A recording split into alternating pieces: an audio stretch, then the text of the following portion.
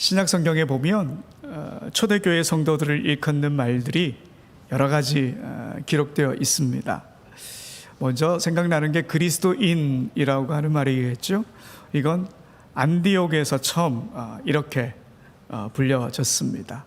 또 그 도를 따르는 사람, 그리고 세상이 감당치 못하는 사람, 이런 말들로 초대교회 성도들을 불렀습니다. 하지만 이런 말들은 모두 다른 사람들이 초대교회 성도들을 부르는 말입니다. 그렇다면 초대교회 성도들은 자신들을 어떻게 불렀을까요? 1세기 초대교회가 기록한 문서들을 보면 예수님을 따랐던 제자들과 성도들의 이름 앞에 티테디오스라고 하는 별칭을 사용했습니다. 바울이 그냥 바울이 아니고 티테디오스 바울, 요한도 그냥 요한이 아니라 티테디오스 요한, 이런 식으로 부르고 기록했습니다. 이 티테디오스라고 하는 말은 결코 염려하지 않는 사람, 이런 뜻입니다. 결코 염려하지 않는 사람. 그러니까 초대교회 성도들은 자신들을 어떻게 불렀느냐? 결코 염려하지 않는 사람, 이렇게 스스로를 불렀다 하는 거죠. 여러분, 당시에 걱정거리가 아무것도 없어서 그렇게 부른 건 아니겠죠. 예수님을 믿는 것 때문에 집을 빼앗기도 했고, 직장을 잃기도 했고, 감옥에 갇히기도 했고, 근심되는 일이 왜 없었겠습니까? 하지만 그런 걱정과 염려에 얽매여 있지 않고 거기서 자유하였음을 선포하면서 티테디오스, 결코 염려하지 않는 사람, 이런 별칭을 자기 스스로에게 붙인 겁니다. 그리고 세상을 향해 나는 티테디오스, 나는 결코 염려할 것이 없는 사람이다, 이렇게 선포한 것이지요. 여러분, 우리 신앙의 선배들 참 멋지지 않습니까? 이처럼 그리스도인들은요, 결코 염려하지 않는 사람입니다. 우리도 세상을 향해서 이런 선포를 하며 나아가게 되길 소원합니다. 그런데 여러분, 이 초대교회 신앙의 선배들이 스스로 자신을 티테디오스 이렇게 부를 수 있었던 것은 성령님의 함께 하심을 믿었기 때문입니다. 예수님께서 승천하시고 열흘 정도 지나서 주님이 약속하신 성령이 교회 위에 임했습니다. 그 성령은 주님께서 함께 하신다, 주님께서 함께 하신다는 증거였습니다. 여러분, 요한복음 14장 17절 하반절에 보면 우리 주님이 이렇게 말씀하셨습니다. 우리 함께 읽어봅시다. 시작.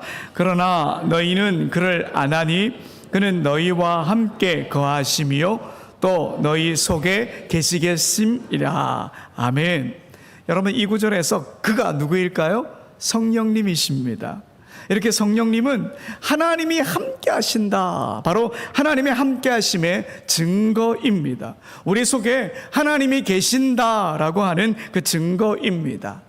이런 성령님을 경험하면서 우리의 신앙의 선배들은 더 이상 낙담하거나 염려하지 않게 된 것입니다.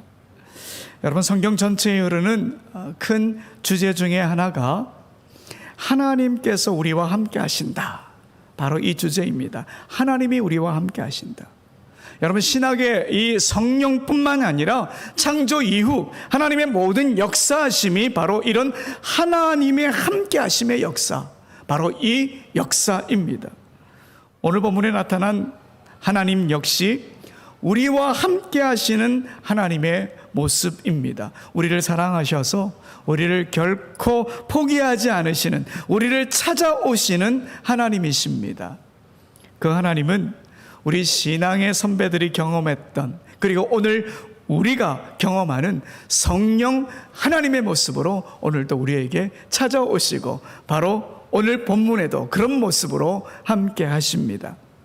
오늘 본문은 야곱이 야복나루에서 하나님과 씨름을 하고 이스라엘이라고 하는 새로운 이름을 받는 그런 내용입니다.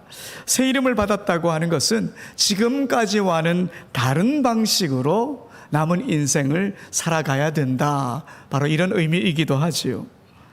지금 야곱은 그토록 소망했던 고향 가나안으로 돌아가는 길입니다. 20년 동안 밧단 아람에서 파란만장한 처가살이를 하고 이제 가나안으로 돌아가고 있습니다. 그런데 그의 마음엔 두려움이 자리 잡고 있었습니다. 형 에서에 대한 두려움이었습니다. 20년 전 야곱의 기억에 남아있는 형의 마지막 모습은 자신을 죽이려고 눈에 불을 켜고 있는 그야말로 살기 등등한 형의 모습이었으니까요.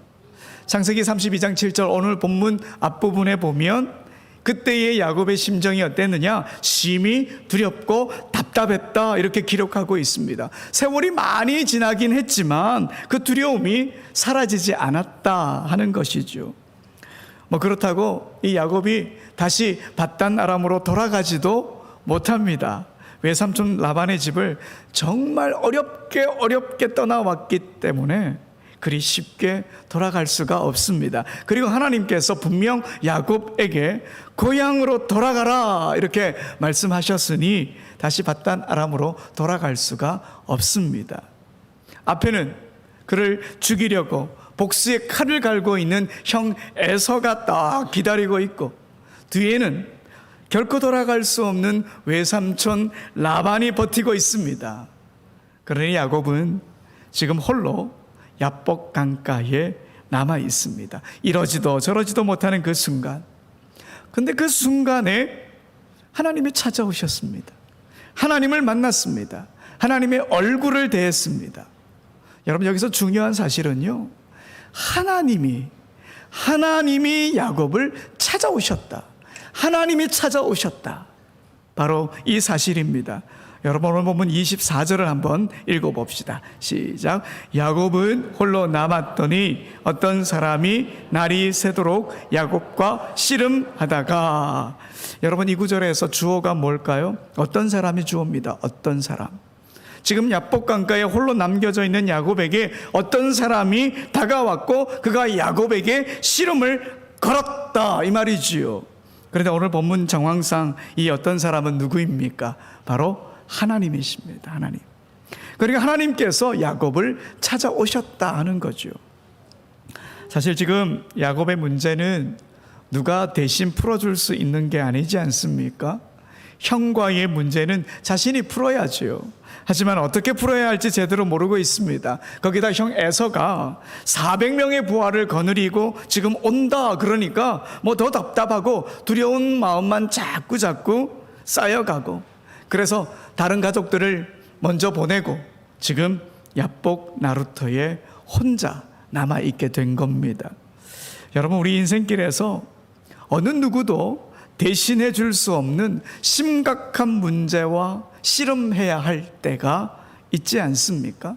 아무도 내 문제를 대신 풀어줄 수 없음을 깨닫고 우리가 홀로 될 때가 있습니다. 여러분, 그때 꼭 기억하십시오. 하나님이 우리를 찾아오십니다. 하나님이 움직이십니다. 우리는 그 하나님을 만나기만 하면 되는 거지요.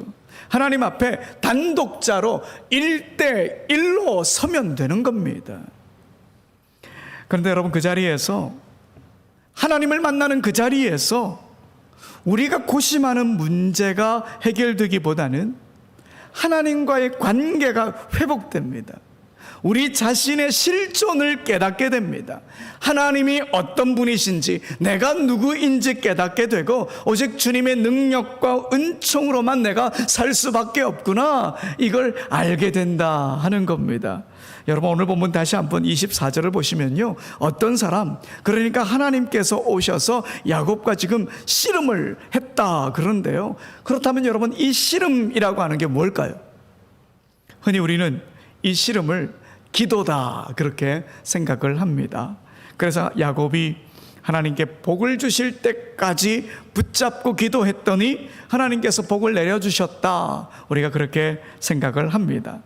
그런데 여러분, 만약 이 씨름이 야곱이 하나님께 올려드리는 기도라면 야곱이 씨름의 도전장을 내밀어야 합니다.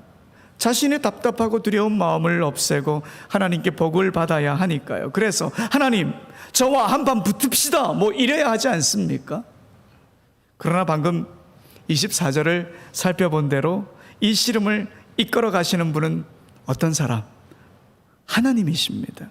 하나님께서 씨름의 도전장을 딱 내밀고 계십니다. 야곱, 너 나와 씨름 한판 붙자. 하나님이 이렇게 말씀하십니다. 여러분, 이 씨름은요, 야곱이 주도권을 갖고 있는 게 아니라 하나님께서 주도권을 갖고 계십니다. 야곱이 하나님께 무슨 요구가 있어서 매달린 게 아닙니다. 오히려 하나님께서 홀로 남아있는 야곱에게 뭔가 말씀하실 게 있어서, 뭔가 요구할 게 있어서 씨름을 하자, 이렇게 말씀하신 거죠. 여러분, 오늘 본문에 씨름이라고 하는 이 번역된 이 히브리어 단어는요, 성경에 딱 2번 등장을 합니다. 오늘 본문 창세기 32장에만 2번 나옵니다. 다른 성경에는 나오지 않죠. 그래서 이 씨름이 뭘까? 우리가 참 궁금한데요. 그런데 이 히브리어 성경을 아람어로 번역한 성경이 있습니다. 아람어는 우리 예수님께서 활동하셨던 그 당시의 언어입니다. 이 아람어로 번역된 탈굼이라고 하는 성경에 보면요, 씨름하다 이 단어를 말싸움하다 이렇게 번역을 해놓았다는 거죠. 그러니까 이 씨름은 실제로 몸을 부딪혀서 하는 그런 레슬링 같은 것일 수도 있지만 서로 격하게 침을 막 튀겨가며 말싸움을 벌이는 그런 것일 수도 있다 하는 거지요. 여러분, 야곱이 누굽니까? 그의 할아버지는 믿음의 조상 아브라함이었고 그의 아버지는 온유와 순종의 대명사인 이삭입니다. 할아버지와 아버지로부터 신앙의 유산을 물려받았습니다. 거기다가 야곱 자신은 20년 전에 이미 베델에서 하나님을 경험했습니다. 하늘과 땅이 맞닿아 있는 사닥다리를 천사들이 오르락 내리락 하는 환상을 보았습니다. 또 그때 하나님께서 자신과 함께 하겠다 그 약속의 말씀을 들었습니다. 그리고 아버지와 맺었던 하나님의 약속이 자기에게로 이어지고 있다, 이 사실도 하나님으로부터 듣게 됩니다. 하나님을 만났지요. 하지만 그의 삶은 자신의 이름처럼 여전히 속이는 자로 살고 있었습니다. 그는 자신의 욕심을 채우기 위해 지극히 계산적이었습니다. 자신의 머리를 지나치게 과신했습니다. 하나님을 믿는다고 말하면서도 그의 생활 방식은 너무나 세상적이었고 여전히 자기 인생의 주인은 자신인 줄 알고 그렇게 삶을 살아가고 있었다는 거죠.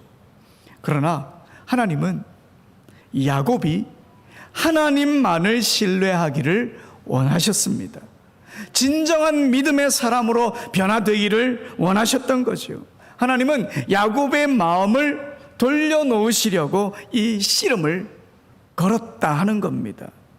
그러니 이 씨름, 말싸움이 될 수도 있는 거지요. 이렇게 하나님께서 먼저 씨름을 걸어 오셨지만 야곱은 자신의 그 생각의 틀을 깨지 않았습니다. 고집을 부렸습니다. 시간이 지나면서 점점 어떻게 되었을까요? 야곱과 하나님 사이에 언성이 막 높아졌겠지요. 자신의 뜻을 굽히지 않자 하나님은 급기야 야곱의 엉덩이 뼈를 치셨습니다. 이건 야곱을 사랑하시기에 포기하지 않으신 하나님의 사랑의 마음을 담은 훈육의 회초리인 셈이지요. 레슬링하는 사람들에게 힘을 쓰는 원천이 바로 엉덩이 뼈라고 하더군요. 그러니 야곱을 지탱해 왔던 육신의 힘을 상징하는 엉덩이 뼈를 하나님이 치셔서 깨뜨리셨습니다. 자기는 힘이 세고 능력이 대단하다는 교만으로 가득한 야곱의 생각을 깨뜨리기 위해서 그렇게 하신 겁니다. 그런데 참 야곱도 끈질깁니다. 절뚝거리면서도 고집을 꺾지 않습니다. 여전히 야곱으로 남아있는 거죠. 시간이 얼마나 지났을까요? 아침 무렵이 되자 하나님은 나는 가겠다, 그렇게 말씀하십니다. 하나님께서 가겠다고 하신 것, 야곱을 도저히 이기지 못하니까 나 가겠다, 그렇게 말씀하신 걸까요? 저는 그렇게 보지 않습니다. 여러분, 이건 일종의 경고입니다. 경고. 내가 가면 더 이상 너와 나는 아무 상관이 없어. 그래도 네가 여전히 너의 주장을 꺾지 않을 거야? 나 갈 거야. 이런 의미와 같은 겁니다. 하나님께서 정말 포기할 수 없는 야곱에 대한 사랑을 이렇게 표현하신 것입니다. 이 말에는 야곱을 향한 포기하지 않는 하나님의 사랑이 담겨 있는 그런 말입니다. 드디어 하나님의 사랑 앞에 야곱이 무너지죠. 항복합니다. 하나님, 안 됩니다. 그냥 이대로 가시면 안 됩니다. 야곱은 무릎을 꿇고 하나님께 은혜와 긍휼을 구했습니다. 그때 하나님께서 야곱에게 묻습니다. 네 이름이 무엇이냐? 여러분, 하나님께서 야곱의 이름을 몰라서 물었을까요? 아닙니다. 야곱의 이름 다 알고 있습니다. 그러면 네 이름이 뭐냐? 이 말의 뜻은 뭘까요? 너는 누구냐? 너의 본질을 네가 알고 있느냐? 인간으로서의 네 실체가 무엇인지 너는 알고 있느냐? 이 질문이었습니다. 야곱이요, 20년 전에도 똑같은 질문을 받았습니다. 너는 누구냐? 네 이름이 무엇이냐? 이 질문을 받았죠. 바로 아버지 이삭에게 질문을 받았습니다. 그때 야곱이 뭐라고 대답하죠? 에서입니다. 이렇게 대답했습니다. 그러나 지금은 야곱이 그렇게 대답할 수가 없습니다. 먼저 찾아오신 하나님과 마주하며 그는 자신을 발견하고 고백합니다. 야곱입니다. 하나님, 저는 속이는 자입니다. 내 머리만 믿고 살았던 잔꾀 부리는 야곱입니다. 솔직히 자신을 다 내려놓고 자기 자신을 밝히는 거죠. 그전에는 에서라고 했던 것은 자기를 감추고 싶은 거예요. 하지만 하나님을 만나고 보니 내가 바로 야곱이구나, 속이는 자이구나 라고 하는 것을 진심으로 깨닫게 된 겁니다. 그래서 하나님께서 말씀하시죠. 너는 이제부터 야곱이 아니다, 이스라엘이다. 너는 더 이상 속이는 자가 아니다. 네 머리만 믿고 사는 사람이 아니다. 다시는 야곱이라고 불리지 말아라. 너는 이제 이스라엘이다. 주님이 말씀해 주셨습니다. 여러분, 오늘 본문의 28절의 말씀을 세 번역으로 한번 읽어봅시다. 시작. 그 사람이 말하였다. 내가 하나님과도 겨루어 이겼고 사람과도 겨루어 이겼으니 이제 너의 이름은 야곱이 아니라 이스라엘이다. 아멘. 여러분, 여기서 이기다라고 하는 이 히브리어 단어는요, 종종 붙잡고 있다, 납득하다, 이해하다, 이런 의미로도 많이 사용됩니다. 그래서 하나님과 겨루어 이겼다, 이 말은 야곱이 하나님을 이해했다, 이 말이기도 합니다. 하나님의 사랑을 이해했습니다. 결코 포기하지 않는 하나님의 사랑을 이해했습니다. 하나님의 뜻을 이제야 알았습니다. 하나님을 바라보아야 한다는 그 사실도 이제야 알았습니다. 이제 하나님을 이해하게 되었습니다. 바로 이런 뜻이죠. 또 사람과도 겨루어 이겼다, 이 말도 마찬가지입니다. 사람을 이해하게 되었다는 것, 이건 야곱이 자신의 과거를 돌아보면서 사람이 어떤 존재인지 알게 되었다는 말입니다. 아무리 애를 쓴다고 해도, 아무리 잔꾀를 부린다고 해도 하나님 앞에서는 나약한 인간이다. 하나님만 바라보아야 할 인간이다. 그래서 하나님의 뜻을 따라 살아가야 할 인간이다. 자기 자신을 이제 제대로 알게 된 거지요. 결국 야곱은 찾아오시는 하나님으로 인해 하나님을 온전히 알게 되었고 자신이 하나님 앞에서 어떻게 해야 하는지를 깨닫게 된 거죠. 야곱은 삶의 주인이 더 이상 자신이 아니라는 것을 알았습니다. 하나님의 포기하지 않으시는 사랑을 이해하게 된 거죠. 이제 그의 삶은 하나님의 손 안에 있음을 확신하게 되었습니다. 그리고 아침이 되었습니다. 야곱은 그곳 이름을 브니엘이라고 불렀습니다. 브니엘은 하나님의 얼굴이라고 하는 뜻입니다. 하나님과 마주해서 하나님과 온전한 관계가 되었다, 이런 의미입니다. 야곱이 맞이한 브니엘의 새 아침, 그 아침은 더 이상 두려운 하루의 시작이 아니었습니다. 내가 하나님을 대면하여 보고도 살았으니 형을 만나는 것도 두렵지 않다. 야곱이 분명 그렇게 외쳤을 것입니다. 비록 절뚝거리면서 불안한 모습으로 걷고 있었지만 그 절뚝거림은 몸에 남아있는 하나님의 사랑의 흔적이었고 이스라엘이라고 하는 새로운 삶에 대한 증표였습니다. 그러니 그의 마음은 편안했을 것이고 만족함으로 기쁜 얼굴이었을 것입니다. 절뚝거리며 걷는 기쁨은 세상의 그 누구도 알 수 없는 기쁨이었습니다. 이제 그는 더 이상 야곱이 아니었습니다. 이스라엘이 되었습니다. 여러분, 우리도 야곱과 같은 인생의 길을 걷고 있습니다. 이따금 어려움, 낙심, 두려움의 야복 나루터에 혼자 서 있습니다. 앞으로도 뒤로도 갈 수 없는 한숨의 야복 나루터, 그 고독의 시간, 해답이 보이지 않는 답답한 그곳에 우리가 서 있을 때가 있습니다. 우리가 아무것도 할 수 없는 그 순간 하나님은 우리를 사랑하시기에, 우리를 포기하지 않으시기에 그곳에 우리를 찾아오십니다. 성령님으로 찾아오십니다.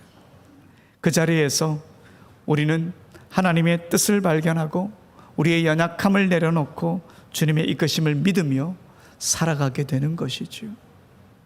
그런데 여러분, 하나님께서 우리에게 시험을 걸어 오실 때는 또 야곱과 다른 방법일 수가 있습니다. 하나님이 씨름을 걸어 오시는 방법은 참 다양합니다. 오스왈드 챔버스의 주님은 나의 최고봉이라고 하는 책에 이런 구절이 있습니다. 하나님께서는 언제나 작고 사소한 부분까지 우리를 일깨우십니다. 당신의 귀는 당신이 무엇을 해야 하는지를 말해주는 성령의 세미한 속삭임까지 들을 만큼 예민합니까? 주님은 천둥 같은 음성으로 오지 않으십니다. 주의 음성은 너무나 세미해서 쉽게 무시하게 됩니다. 여러분, 성령님께서 우리를 찾아오실 때에 세미한 음성으로 오신다는 거죠. 엘리야가 호렙산에서 하나님을 만날 때에 세미한 음성으로 찾아오시는 하나님을 만난 것처럼 말이죠. 이처럼 우리는 야곱처럼 엉덩이 뼈를 딱 치시며 찾아오시는 성령님의 모습보다 아주 사소하고 작은 일로 찾아오시는 성령님을 더 많이 만나게 된다는 것이요. 그러니 작은 일에도 하나님의 시름인 것을 알아차려야 합니다. 하나님의 찾아오심이 너무나 세미해서 쉽게 무시하게 된다, 이렇게 말한 오스왈드 챔버스의 말에 우리가 귀를 기울여야 합니다.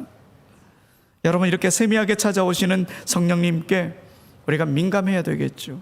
민감하기 위해서는 우리의 관심을 늘 하나님께 두어야 합니다. 세상의 눈이 팔려 있으면 하나님의 성령님의 세미한 음성을 우리가 들을 수 없습니다.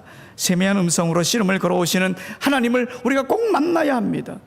찾아오시는데도 불구하고 우리가 성령님을 알아차리지 못한다, 얼마나 안타까운 일입니까? 여러분, 하나님께 시선을 둔다고 하는 것은 신앙의 기초를 튼튼히 하는, 단단히 하는 것과 똑같은 것입니다. 신앙의 기본을 튼튼히 하는 것과 같은 것입니다. 예배드리고 말씀을 읽고 기도하고 묵상하고 필사하고 이런 기본적인 신앙생활, 여러분 절대 무시하지 마시기 바랍니다. 아무리 세상이 AI가 되고 스마트폰이 세상을 막 좌지우지한다 하더라도 우리의 신앙은 아날로그입니다. 예배를 드리고 성경을 읽고 기도하는 것, 여러분 이것이 성령님, 씨름을 걸어오시는 세미한 성령님의 음성을 듣는 방법입니다. 기본이 흔들려서는 안 되지요. 저는 수요 예배 때마다 마음이 좀 아픕니다. 여러분은 수요 예배를, 수요 기도회를 공식적인 모임이라고 말씀하지 않습니까? 그렇다면 수요 기도회에 공식적으로 나오셔서 기도하십시오. 일부 때는 이야기 안 했는데